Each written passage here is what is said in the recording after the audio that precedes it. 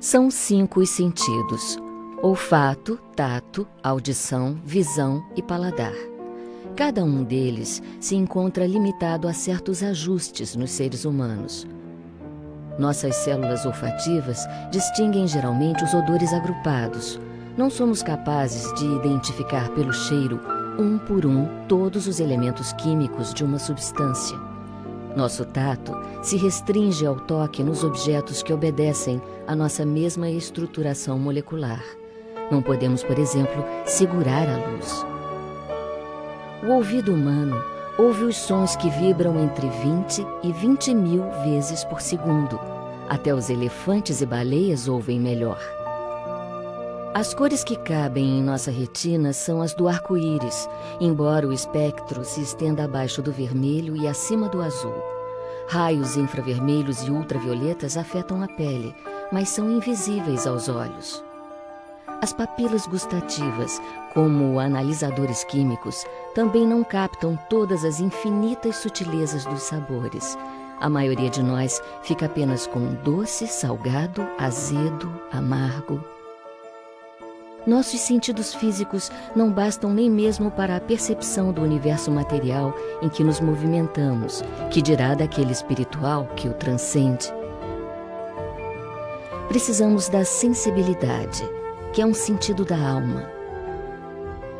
Feche os olhos, respire fundo, abra o coração. Ou se permita mergulhar na doçura inocente do olhar de uma criança. Pare um pouco para apreciar a lua e as estrelas, ou as miúdas flores do campo. A natureza, exuberante, dá testemunhos diários de Deus. Mas principalmente procure olhar para o sofrimento do mundo.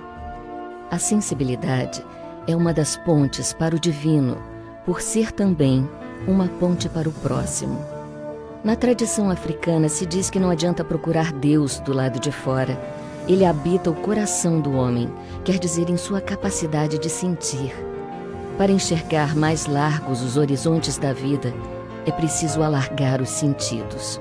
Sempre que possível, ouça com atenção as pessoas, olhe para elas com candura, toque-as com afeto e, principalmente, procure ser sensível às suas dores, sonhos e desejos. É da literatura infantil que vem a mais doce expressão dessas verdades. O essencial é invisível aos olhos, só se vê.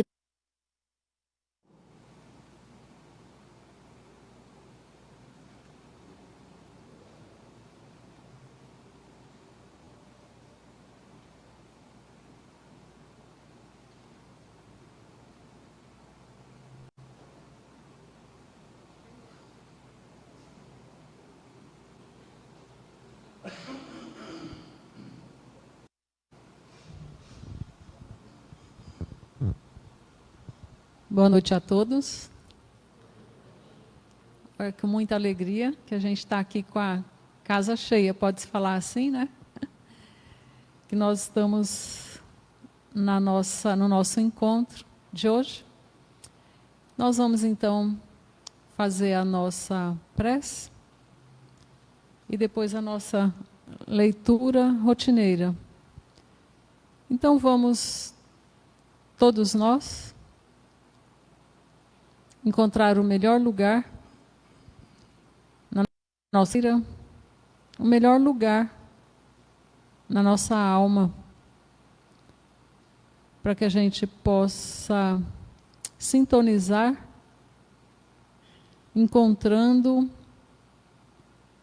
essa energia, os fluidos, as vibrações positivas. Vamos pensar em Jesus. Se tiver muito difícil, dentro dessa correria nossa, vamos buscar Jesus nas flores, nos campos, nos bosques, nessa natureza. E assim a gente vai amando a nossa alma para fazer valer esses minutos que aqui vamos passar. Nós te pedimos, então, Pai, o amparo, o discernimento e que floresça em nossos corações a capacidade de compreensão, para que a gente possa sair daqui um pouco melhor do que aqui chegamos. E em Teu nome, em nome dos benfeitores espirituais, nós iniciamos o nosso encontro da noite de hoje. Que assim seja.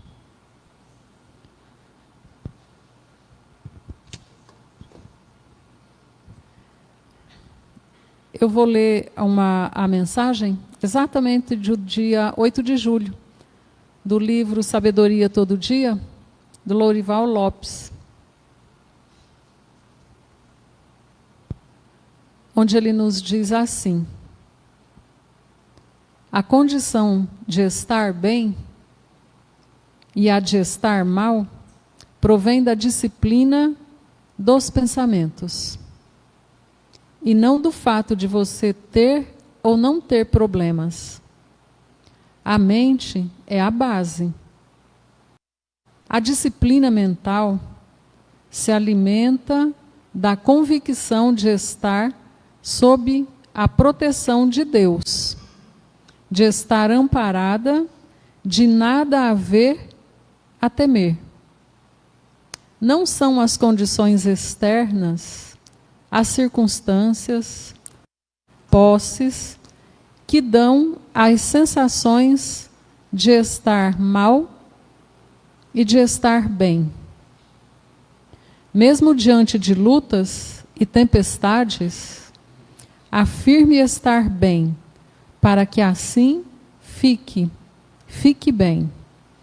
Você está bem quando se convence de que nada lhe falta para estar bem. Olha que mensagem mais linda e que reflexão para nós. Agora, para que a gente possa estar bem e pensar no bem e direcionar, né, e manter a nossa mente no bem, a gente precisa, no mínimo, saber quem somos, né? De onde nós viemos, o que a gente está fazendo aqui, para onde a gente vai. Porque se a gente não tiver essa convicção, o vento que bate nos tira do prumo. Então, essa busca diária desse autoconhecimento, sabe?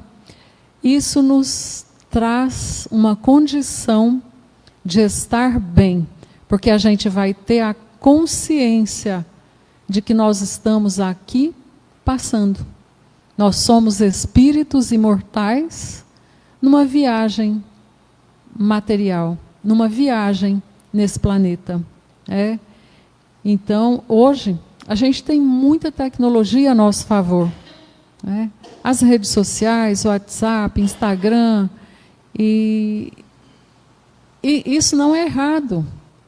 Isso faz parte do progresso.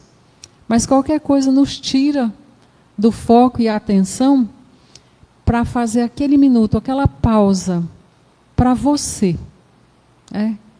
Deixa eu parar aqui e ver o que eu fiz, o que eu estou fazendo, o que eu estou fazendo da minha vida. E qualquer coisa nos tira a concentração. Então é muito importante a gente saber, porque quando a gente não sabe para onde a gente vai, quando a gente encontra alguma coisa, você também não identifica. Então, nem pedir, a gente sabe. Nem pedir para o Pai, a gente sabe. Porque a nossa base não está fortalecida em cima da vida após a vida, da eternidade. Que somos espíritos imortais. E às vezes na nossa infância a gente pede como uma criança mesmo, uma criança espiritual. Mas para falar melhor disso, muito mais do que nós aqui, nós temos hoje o nosso companheiro, nosso amigo Cláudio, que vai falar para a gente no capítulo 25, Pedi e obtereis, buscai e achareis. Então, agora com o Cláudio, passo para você que vai dar continuidade na nossa tarefa de hoje. Muito obrigada.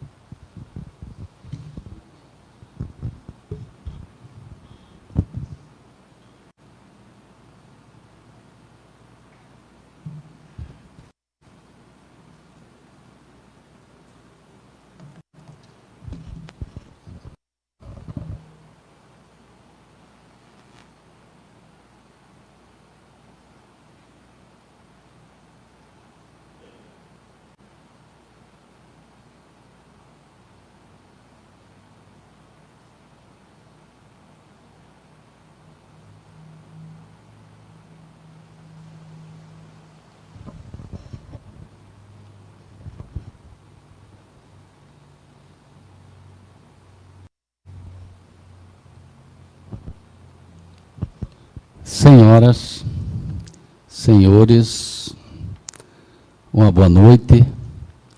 Que Deus nos abençoe essa hora prazerosa em que nós nos encontramos aqui. E muitos podem ter certeza disso. Ainda que os encarnados sejamos menos, temos com certeza a companhia de muitos irmãos desencarnados que são trazidos a essa casa de acolhimento, que é uma veneranda instituição que nos abençoa a todos, que nos acolhe a todos. E hoje, como a Soraya acabou de falar, nós vamos versar sobre o capítulo 25 do Evangelho segundo o Espiritismo. Todo o Evangelho é um compêndio de coisas boas, tanto é que Evangelho quer dizer a boa nova. E ele é todo de informações, de despertamentos, de revelações, mas por excelência nós temos algumas partes que são extraordinárias. E uma delas é o capítulo 25, que coloca o homem enquanto viajante cósmico no seu devido lugar, mostrando-lhe, chacoalhando-lhe as bases para que ele encontre dentro de si as forças necessárias para a grande saga da sua evolução. Eu vou baixar a luz um pouquinho, para que a transparência fique mais bem vista por todos vocês. Então, vamos seguir o nosso capítulo 25, que nós escolhemos uma parte em especial dele. Se fôssemos conversar sobre todo ele aqui, e discutir, refletir, analisar e sintetizar, nós ficaríamos muitas horas. Então escolhemos um tópico que julgamos dos mais interessantes, que é justamente essa parte do buscai e achareis. Desse capítulo ainda temos o pedir e obtereis, que nós poderíamos falar aqui um tempão, sobre quantos somos pidonchos, quantos somos pedintes, e talvez tão pouco agradecidos. Reconhecemos às vezes tão pouco as benesses, as bênçãos que nos são colocadas, mas pedir, nós somos expertos em pedir. Bater então, toda hora nós estamos de mão arrumada, né? Batendo nessa porta da espiritualidade, batendo na porta de Deus, para que nos conceda isso, para que nos livre dele, e assim seguimos.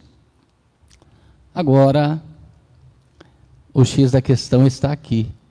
Será que nós temos verdadeiramente buscado? Porque pedir parece que é tão cômodo. Bater também, talvez você não precisa até nem sair do lugar. Ainda é cômodo. Mas buscar está nessa colocação íncita, caminhada. Isso aí já é diferente. É sobre isso que nós vamos falar nessa noite. Mas vamos entender, antes de nós colocarmos em pauta o X da questão da nossa reflexão de hoje, vamos entender o que nós devemos buscar. Buscar o quê? O homem, desde a sua primeira idade, desde os primórdios em que ele, digamos assim, elevou-se ao reino hominal, ele busca o seu destino, muitas vezes até equivocadamente, através das guerras, através das matanças, através da supremacia, através das posições despóticas. Mas não nos enganemos, ele está buscando a sua felicidade. Ele acha que naquela satisfação, equivocado que está, acha que naquela satisfação momentânea, imediata e até mesmo superficial, ali está a sua felicidade. E parece que nós não temos mudado ao longo dos milênios, porque muitas vezes, ainda hoje, nós achamos que o carro é a nossa felicidade, que a casa felicidade, que aquela mulher é a nossa felicidade, ou que aquele homem é a nossa felicidade. E isso é tão relativo, tão vulnerável, tão fugaz, que aqueles que muitas vezes a duros até conseguem isso ou aquilo, ou até aquela princesa, ou até aquele príncipe, ou, se não muitas das vezes, tudo aquilo perdeu o brilho, a partir de alcançado. Tudo aquilo deixou de ter razão. Nossa, eu queria tanto esse carro, era o sonho da minha vida comprar esse carro. E de repente, eu consegui. Quantos anos de sacrifício, e eu consegui. Nossa, andei alguns dias e já não traço esse carro. Agora eu quero o outro, aquele lá que é a minha felicidade. E assim, através dos anos, através dos séculos, através dos milênios, nós temos buscado em uma saga insana a nossa felicidade. É o tropismo que nós temos, ou seja, essa busca incessante pelo melhor, pelo mais confortável, pelo mais seguro.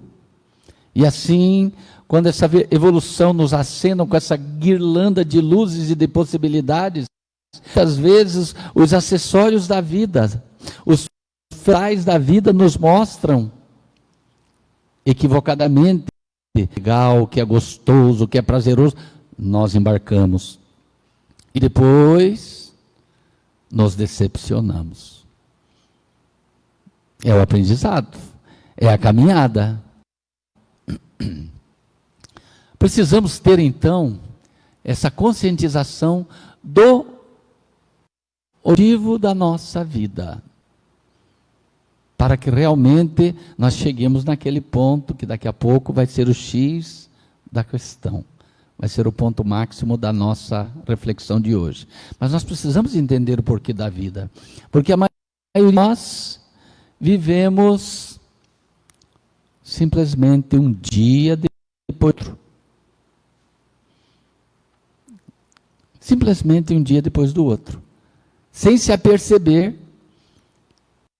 da importância de cada dia, da importância de cada oportunidade, muitas vezes até daquele minuto.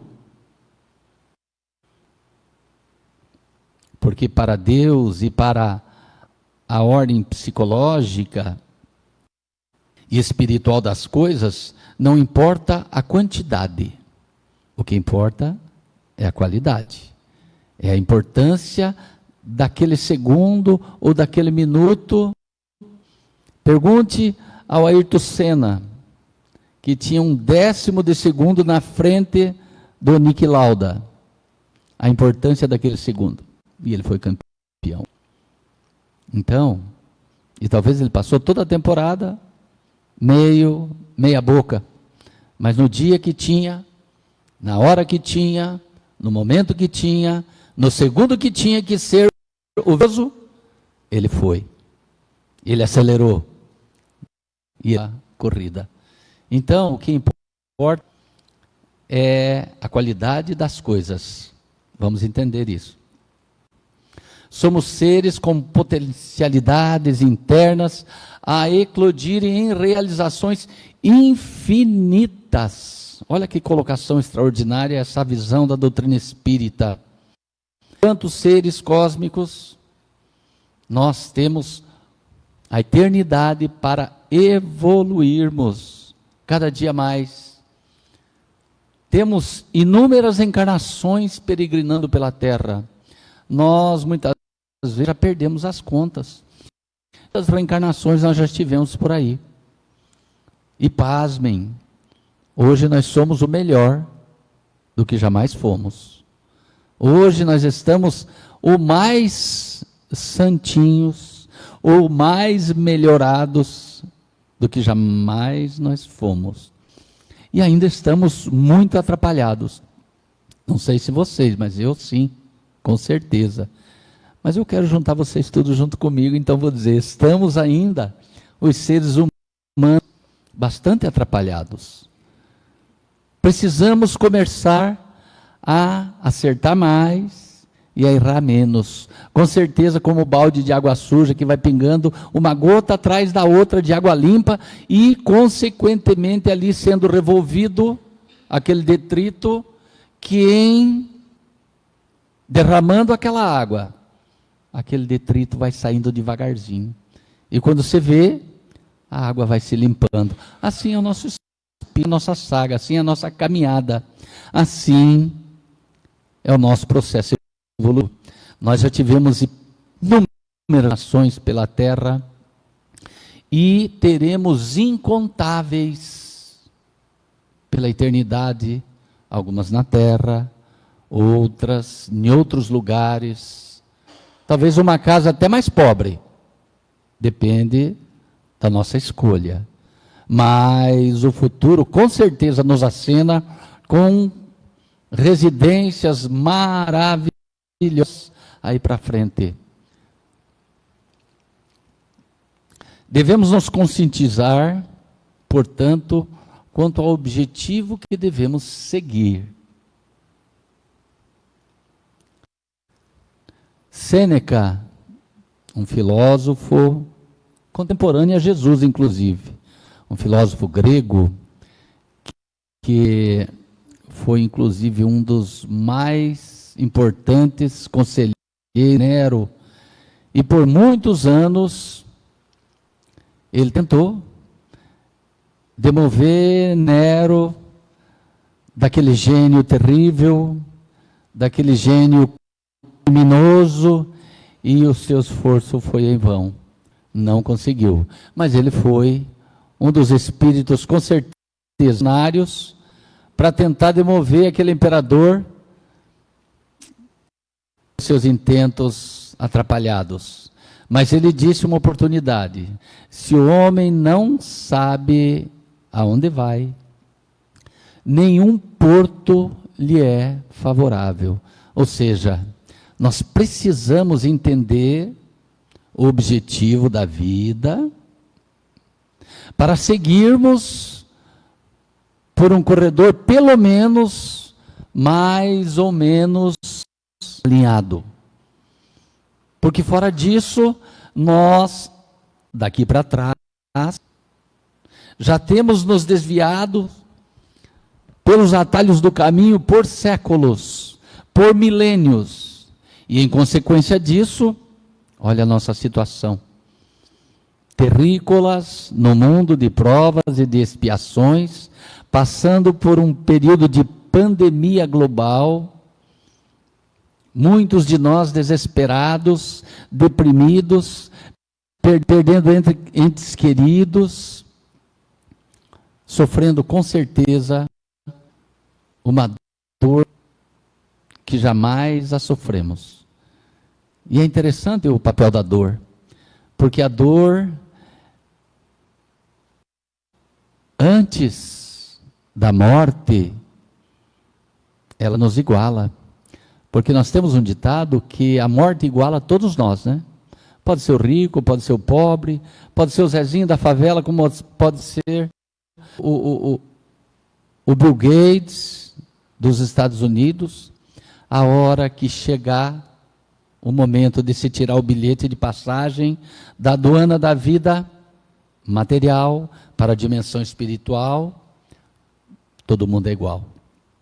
Mas tem alguma coisa que nos iguala antes: a dor. Podem ter certeza que uma dor de barriga do chinês é a mesma dor de barriga do brasileiro. Que a dor de dente do indiano é a mesma dor de dente do argentino.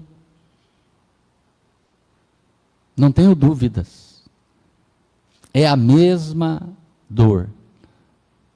Agora, o grande diferencial é porque a dor minha, só eu sinto. Você pode até se comover com ela, em um reflexo de ordem moral. Mas a dor minha, só eu que sinto. Então, nós precisamos, cada dia mais, nos conscientizar desse objetivo, do caminho que devemos seguir, para que essa dor possa diminuir. Porque a nossa evolução não precisa estar necessariamente vinculada ao processo da dor. Não precisa. Ah, Deus quer que eu sofra para ser feliz. Não é assim. Quer que a gente aprenda. Deus quer que a gente se conscientize. A espiritualidade aí adiante de nós, que são nossos professores, porque é da lei que os mais adiantados auxiliem os retardatários. Essa turma deseja e se empenha diuturnamente para que nós tenhamos dias melhores, de aprendizados efetivos, sem necessariamente passar pela dor atroz. O aluno bula a aula, nós falávamos no nosso tempo, né, Josué?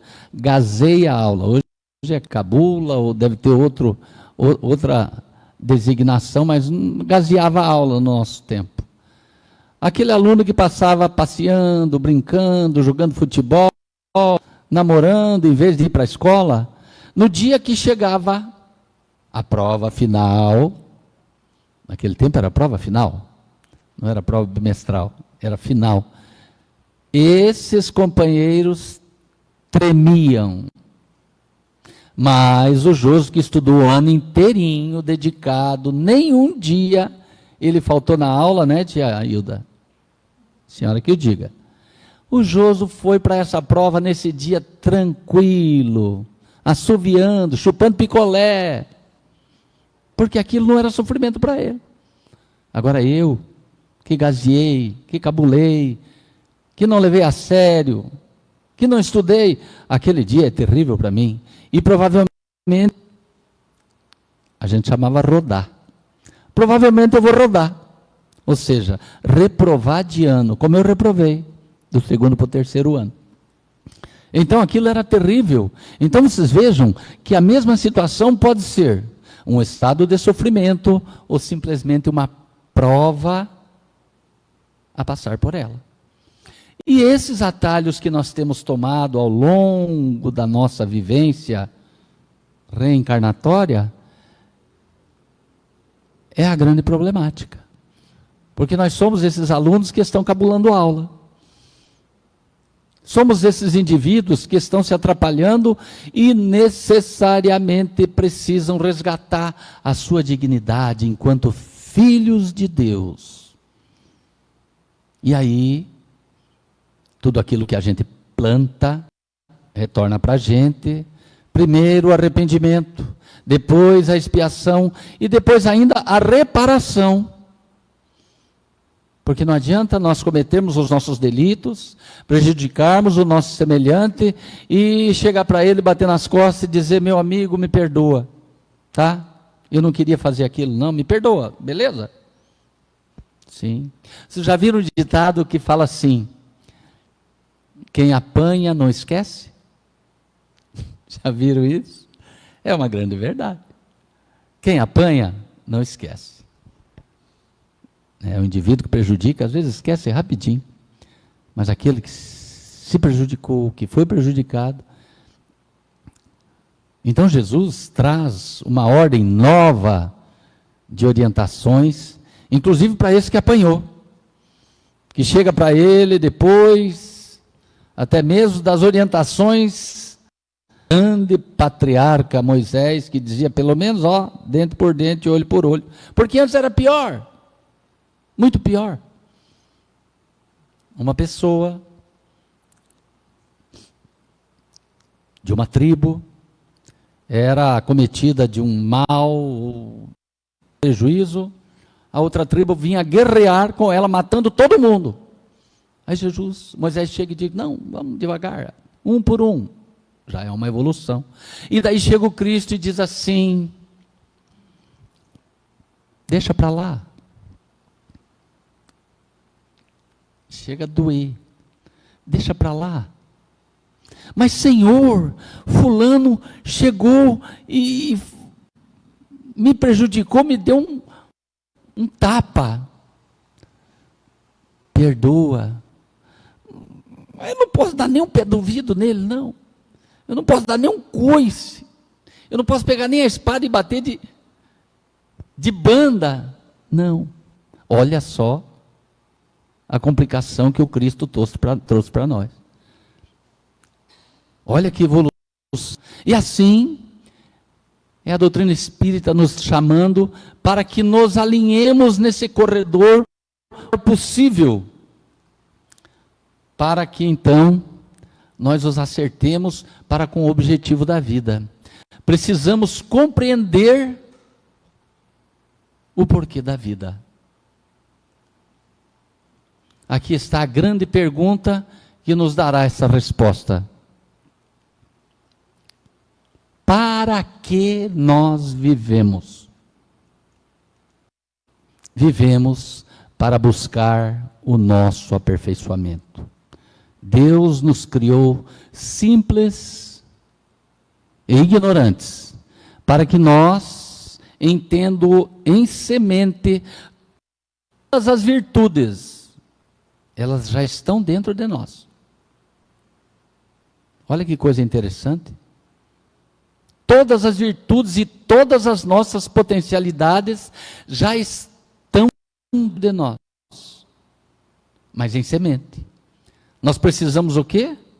Regar, adubar, trabalhar, podar, organizar esse jardim do interior de cada um de nós, para que elas cresçam, floresçam e frutifiquem.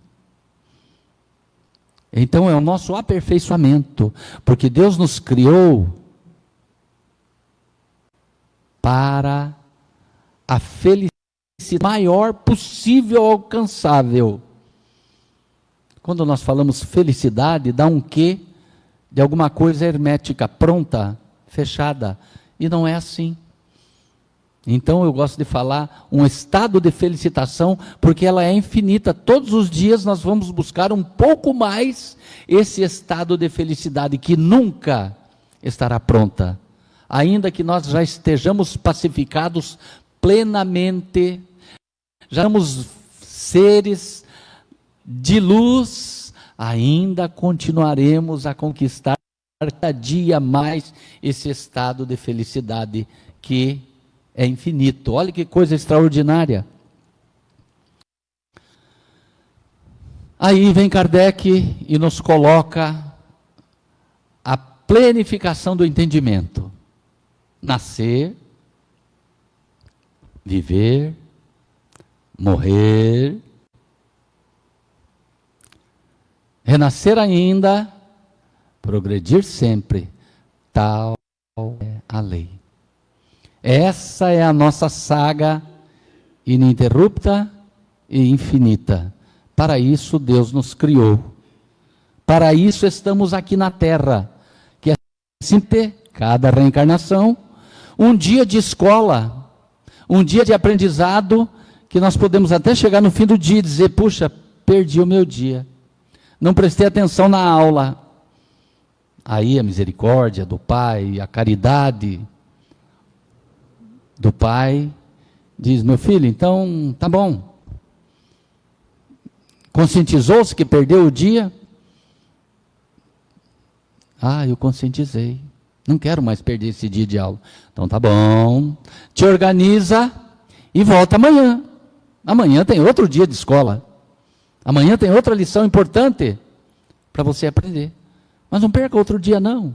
Porque os teus colegas, aquele que você gosta tanto, aquela que você gosta tanto de estar junto, de brincar, de divertir, de interagir, estão indo. E você está ficando. Não é triste isso?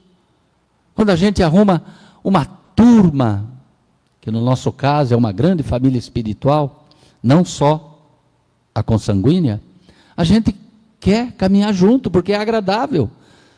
Cada um aqui não se sente em grande prazer em estar ao lado, ou junto com as pessoas que ama, com as pessoas que ele gosta? Claro que sim. E a nossa dimensão de família espiritual é a mesma coisa. Então, aqueles que perdemos um dia de aula, que seria essa reencarnação, nos atrasamos em relação aos outros.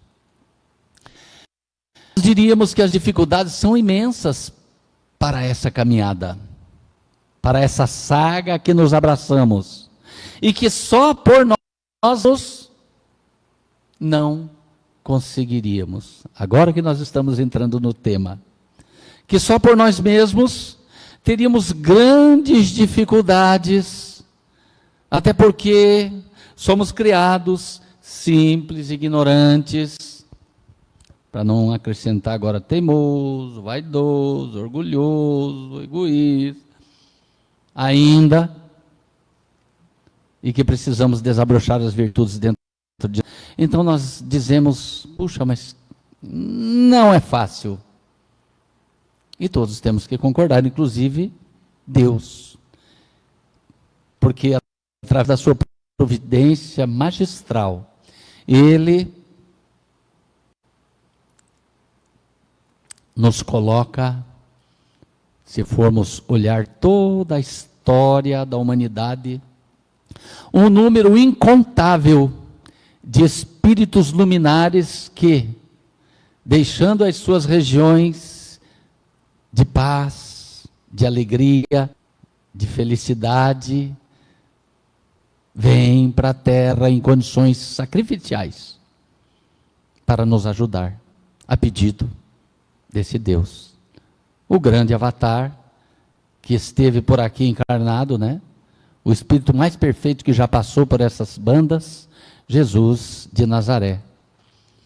Só para vocês terem uma ideia, a descida de Jesus levou quase 1000 anos para acontecer, para ele poder viver aqui os 33 anos reencarnados. E por onde ele vinha, administrando aquela sintonia, ele vinha fazendo maravilhas, ele vinha auxiliando milhões e milhões de espíritos, porque a turba, a massa desencarnada e atrapalhada é muitas vezes maior do que a reencarnada. E por onde vinha Jesus, vinha fazendo todo um trabalho de auxílio à humanidade necessitada. Então nós diríamos que é muito difícil, sim, mas, e é uma grande verdade.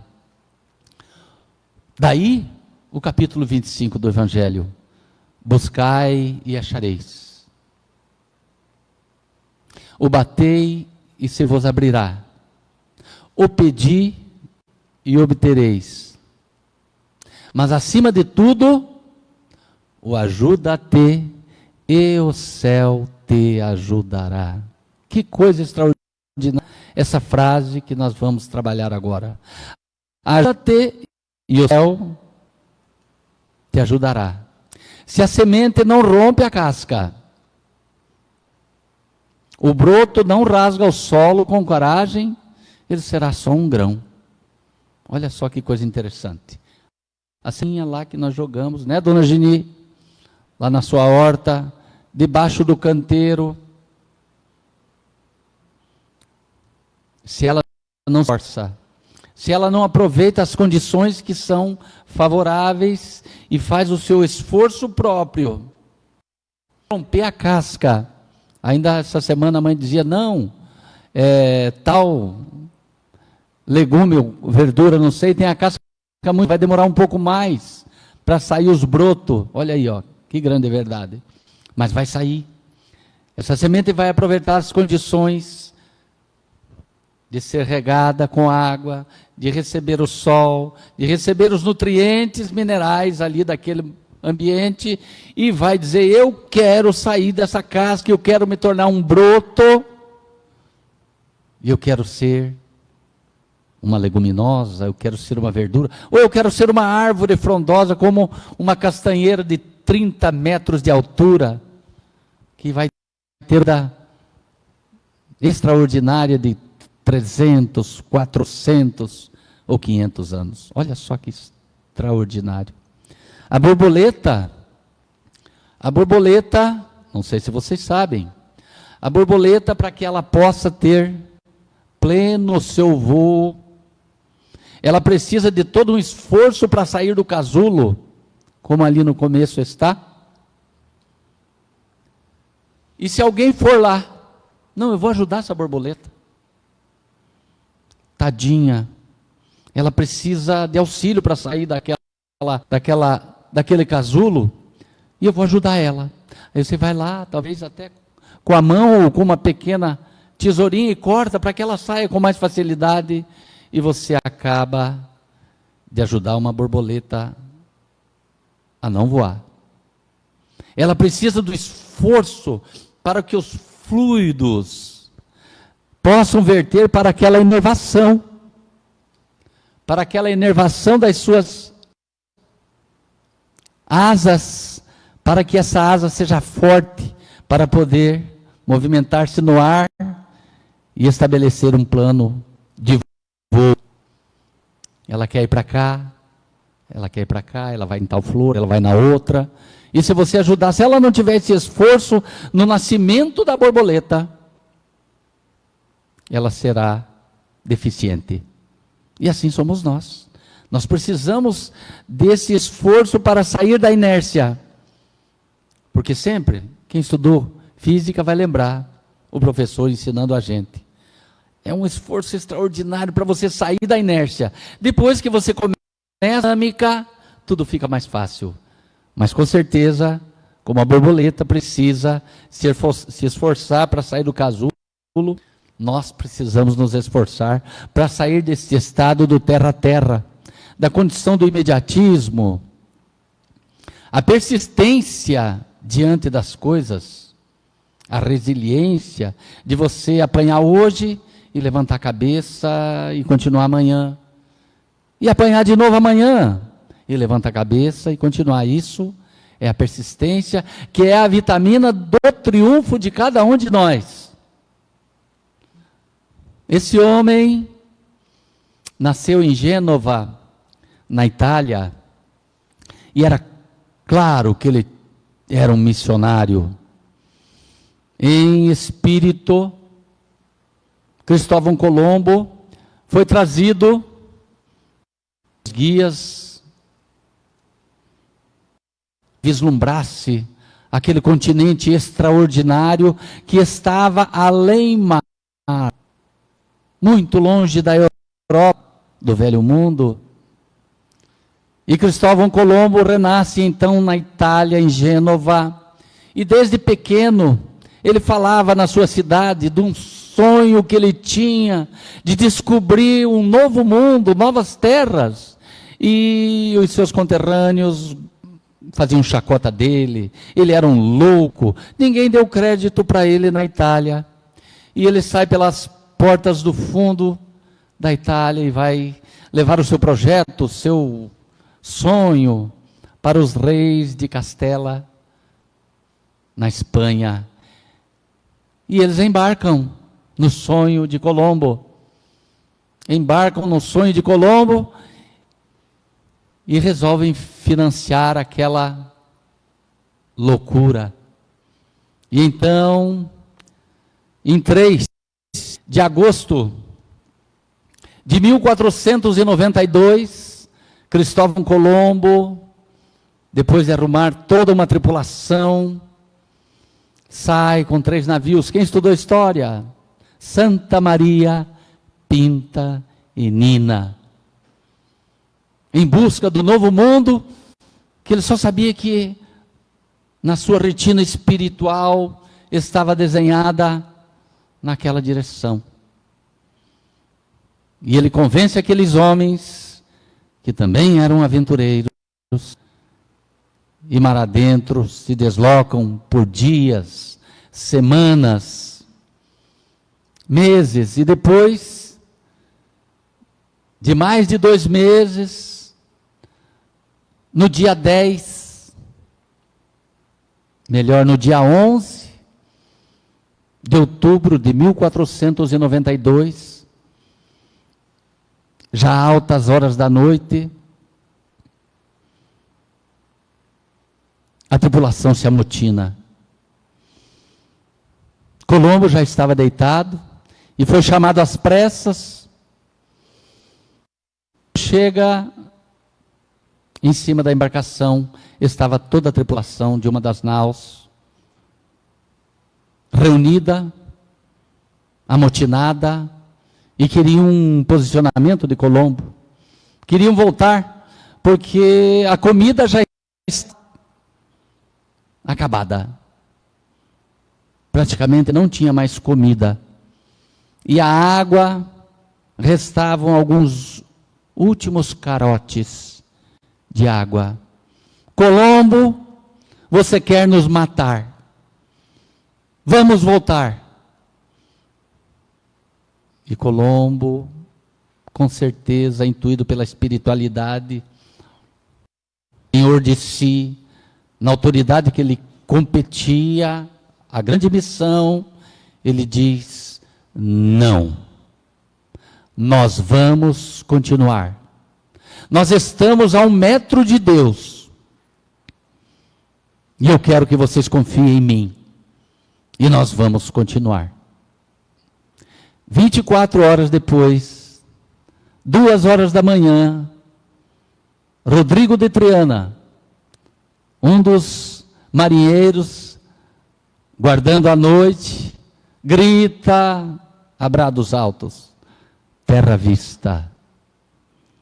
Era Colombo chegando na ilha de Guanahani, nas Bahamas. Depois ele denominou como São Salvador.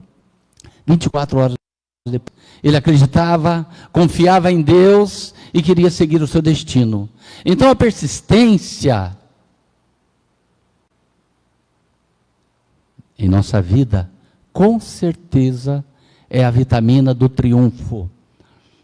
O triunfo não é para os covardes, não é para aqueles acomodados, não é para aqueles que querem dias de balançar na rede. Então, em 12 de 10 de 1492, Colombo descobria a América, o novo mundo. Por isso nós estamos aqui hoje. Cada um de nós agradecer a esse missionário Cristóvão Colombo. Deus permite, com certeza, através das necessárias oportunidades de aprendizado, que se feche algumas portas. Também um ditado muito popular. Mas ele permite que se escancarem outras tantas portas. Aqui até a gente colocou: se feche algumas janelas, mas ele permite e nos oferece outras portas, portais escancarados para que a gente possa continuar. Os otimistas nessa situação veem oportunidades nas dificuldades, e os pessimistas veem dificuldades nas oportunidades. Nessa hora, de tamanha dificuldade pela qual todos nós passamos, nós podemos crescer em todos os sentidos. Podemos nos elevar, buscando um norte, com certeza, muito mais acertado na nossa caminhada, compreendendo o porquê de tudo isso acontecendo, entendendo uma razão divina em tudo isso que nós estamos vivendo. Estamos vivendo, nestes dias, uma prova muito grande, até porque houve uma grande migração, vejam bem, uma grande migração dos anos 50, do século passado, para cá, de uma asepsia muito grande nos umbrais da terra, e pela caridade do Pai, foi permitido que viessem a reencarnar muitos milhões de espíritos que estavam desocupados, se não há milênios nos umbrais da terra. Então nós temos, nesse momento, uma tarefa muito importante. Aqueles que nos julgamos um pouquinho mais despertos, auxiliar toda essa massa que aí está, um tanto adormecida, sendo um estado de desconsideração por nós mesmos, né? Será que eu estou falando alguma coisa que não está acontecendo? É a regra dos nossos dias. Parece que banalizou-se tanta coisa importante, que as coisas de Deus, que as coisas da família, que as coisas da responsabilidade, da honestidade, viraram coisas do passado. É a desconsideração pela nossa dignidade, pela nossa honra. Nós estamos vivendo, em consequência dessa grande migração de espíritos um tanto atrapalhados, que tiveram a oportunidade de reencarnar, porque estamos na hora da grande apuração dos valores, e seria um tanto injusto que estes companheiros não tivessem uma oportunidade. Então Deus, através da providência de Jesus, que coordena tudo isso, disse: chama todo esse povo, chama todo mundo, como no festim de núpcias. Por último, o rei disse: quem vocês encontrarem, tragam para a festa. Aí então na festa se verá quem está vestido a caráter ou não. Nós temos o divino por despertar dentro de nós. E quando eu falo nós, somos todos nós. Até este que está hoje um tanto desconsiderado de si mesmo, até este que está deixando o tempo passar. E não podemos mais estacionar e deixar o tempo passar. É uma atitude, no mínimo, quase que irracional. Nós perdemos as oportunidades que estão sendo oferecidas para nós. Por isso, talvez precisemos rever a nossa visão diante dos desafios, do próprio trabalho, a coragem, a força de vontade, a atitude, o desejo de produzir em todos os sentidos, deve ser o motor da nossa vida. Pode ter certeza, lembrando que falamos ainda há pouco, o sucesso, o triunfo, não vai chegar para aquele que está na rede, para aquele que quer ver o tempo passar, para aquele que quer ver a banda passar, ou para aquele que acredita na sorte. Lembrando, se não me engano, um grande cantor da minha época que dizia: não adianta um pé de coelho no bolso traseiro, ou a velha ferradura atrás da porta, a sorte tem quem acredita nela. De nada adianta ir na igreja rezar e fazer tudo errado. Compete a nós a hora de atitude com relação à produção de tudo, inclusive do material, que é o grande labor de cada um de nós. Perguntaram a um grande orador espírita quanto nos deveríamos sensibilizar com a situação da miséria material dos indivíduos. E ele respondeu de uma forma tão sábia e que vem de encontro às nossas convicções. O tanto necessário. Visto que muitos se encontram em situação de dificuldade material por sua própria escolha. Não estamos nem falando do lado moral aqui, estamos falando do lado material. Por sua própria escolha, comodismo ou até preguiça. Tem isso que eu estou falando? Será que está acontecendo nestes dias? A tranquilidade inconsequente, a tranquilidade irresponsável das pessoas, que às vezes até tem uma criança em casa, uma mulher em casa, uma prole a defender, a tratar, a dar uma condição digna e não está nem aí. Vamos deixar como é que está, para ver como é que fica. É mais ou menos o lema destes companheiros. Então, chegou num ponto em que nós temos que até pensar como vamos ajudar. Não é quem, como.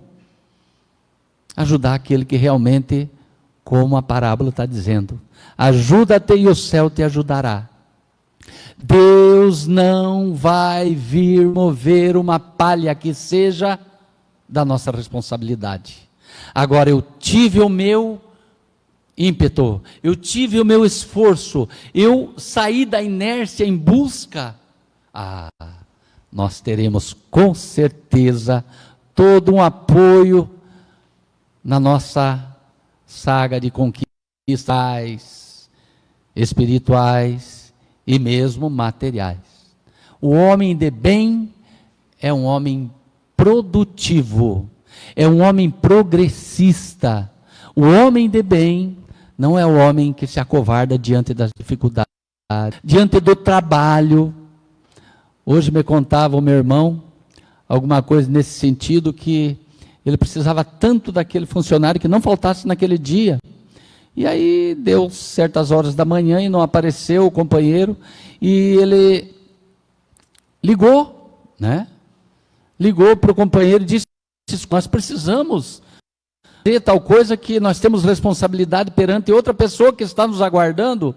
Aí ele disse: não, mas é que hoje eu tirei para curtir a preguiça.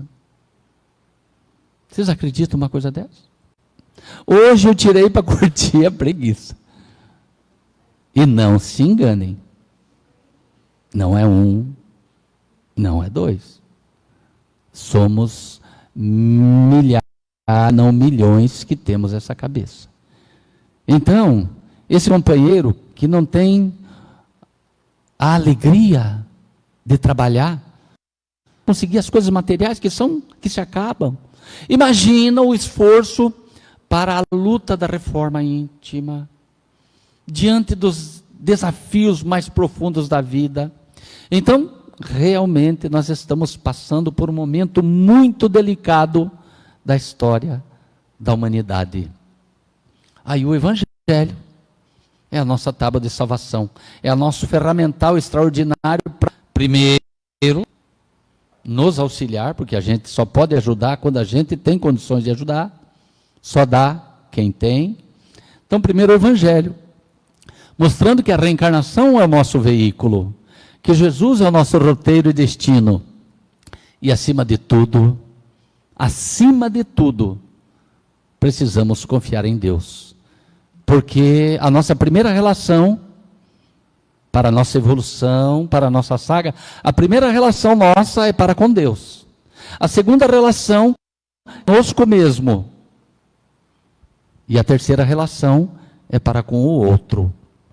Então nós precisamos interagir com o Pai, confiando em primeiro lugar. Aquele homem confiava em Deus, acreditava no socorro divino, e saiu de avião, de uma viagem tanto longa, e esse avião caiu no meio do mar. E não teve jeito. O único que se salvou foi ele, porque ele se agarrou alguma coisa que se quebrou do avião, um pedaço qualquer, e ele se agarrou naquele pedaço com muita força, acreditando que Deus o salvaria. E boiou. Quando ele se deu por si, ele estava numa ilha deserta, numa ilha abandonada, no meio do Oceano Pacífico. E ele desceu na areia, olhou para o céu, se ajoelhou e agradeceu a Deus por aquele livramento. Como o Senhor é bom!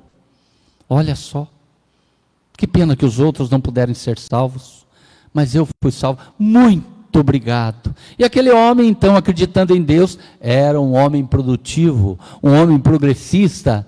Ele se deixou morrer na... Não.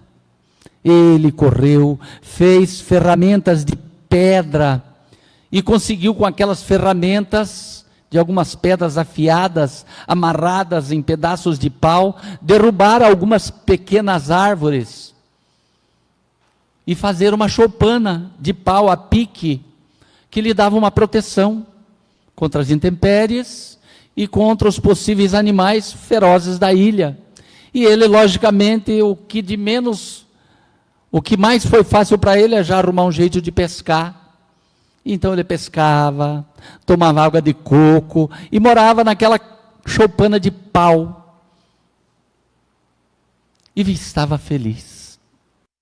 Ele estava pescando e pescou bastante.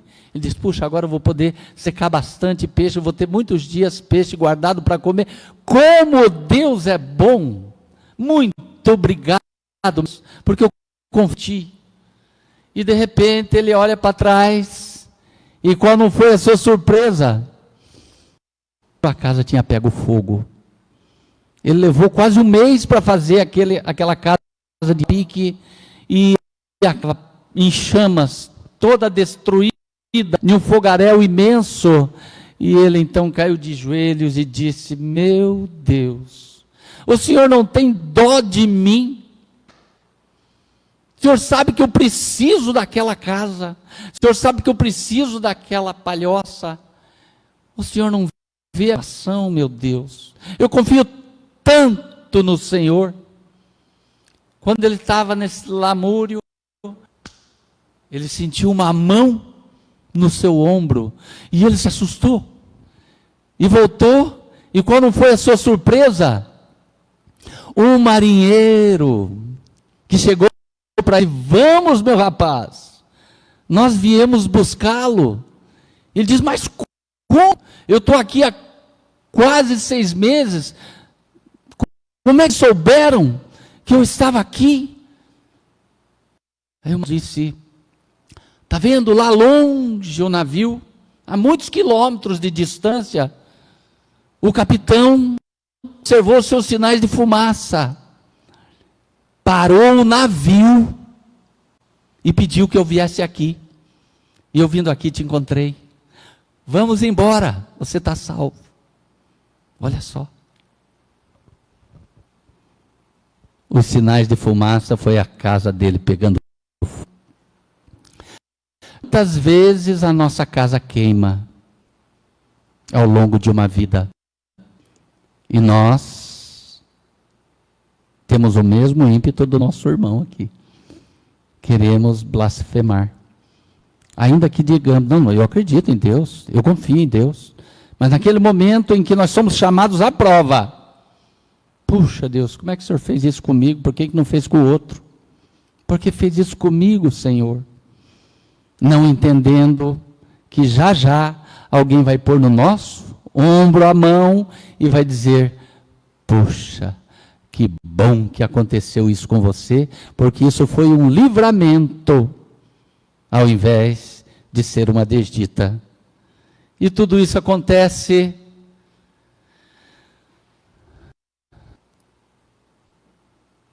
porque nós precisamos entender cada dia mais, então, que a felicidade é o nosso destino, e nós devemos buscá-la em todos os momentos da nossa vida, e com certeza a vamos encontrar.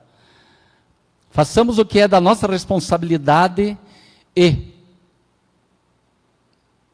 O auxílio de Deus nunca nos faltará, acreditem nisso.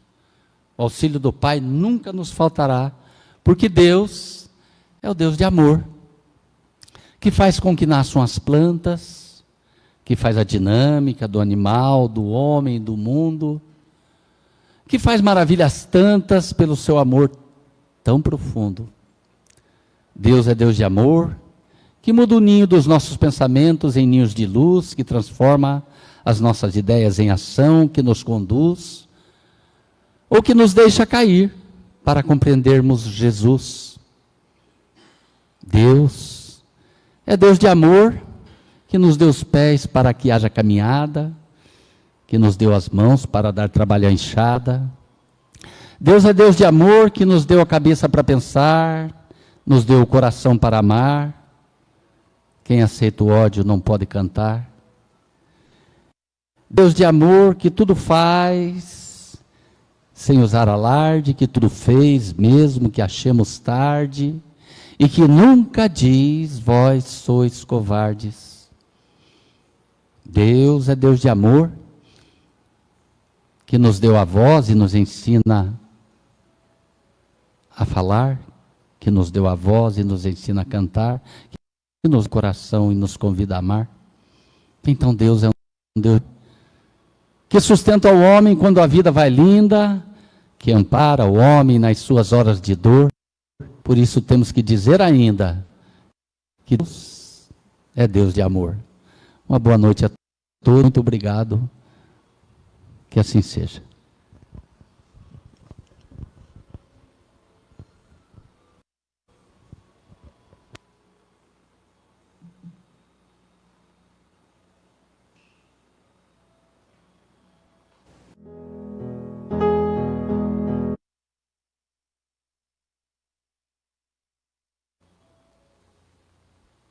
Finalizando o nosso momento, vamos todos, imbuídos nesse sentimento, e buscando esse Deus, que é Deus de amor. Nesse momento, nós vamos pedir o paz coletivo, que cada um possa fazer o seu pensamento, seu sentimento, conectando com esse Pai, que é de puro amor, e levando esse pensamento ao lar de cada um. A serem envolvidos todos que ali ficaram, que o lar de cada um possa ser abençoado, amparado. Vamos buscar então a paz, a esse caminho que nos coloca mais próximo de Ti. Alivia, Pai, os nossos sentimentos, as nossas emoções, as nossas dores, as nossas angústias. Faça de nós um instrumento da Tua paz. E que ao sairmos daqui, o nosso próximo possa sentir a Tua presença em nós, através da confiança que temos em Ti. Através da nossa fala, das nossas mãos, das nossas ações, nos dê a saúde, o bem-estar e nos ensina a caminhar, a pedir, e assim vamos obter a Tua presença amiga junto de nós. E em Teu nome nós iniciamos o nosso encontro. É em Teu nome que vamos finalizando, Te pedindo, nessa condição de pedinte que somos, que fique junto de nós, hoje, agora e sempre. Que assim seja. Um fim de semana em paz e abençoado para todos nós.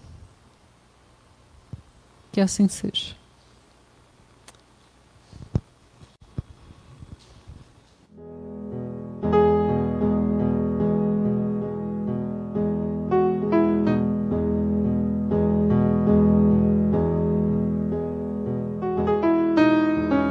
Tudo na natureza é cíclico. A chuva se precipita das nuvens porque antes o sol evaporou a água dos rios, lagos, mares, elevando-a ao céu. A semente guarnecida na terra morre para que a vida da árvore possa florescer.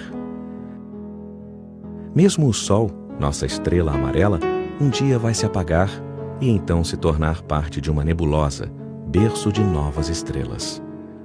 As estações do ano são ciclos de vida curiosamente comparáveis aos da vida humana. A primavera é como a infância florida, cheia de magias. O verão é quando a juventude ardorosa sente que pode mudar o mundo. No outono, caem as folhas da ilusão. E o inverno anuncia o fim de um ciclo e início de outro.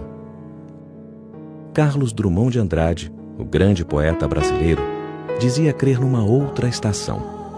É a que depois do inverno desta vida acolhe todos os seres e da qual retornaremos para uma nova primavera. A vida humana é ínfima diante do universo conhecido, que pode ter de 13 a 15 bilhões de anos. Comparada ao calendário do cosmos, ela dura apenas alguns milésimos de segundos. É muito pouco. No entanto, a vida do espírito se estende para além do tempo dos homens. Neste ciclo de inícios e reinícios, cada existência é como uma página do grande livro da vida.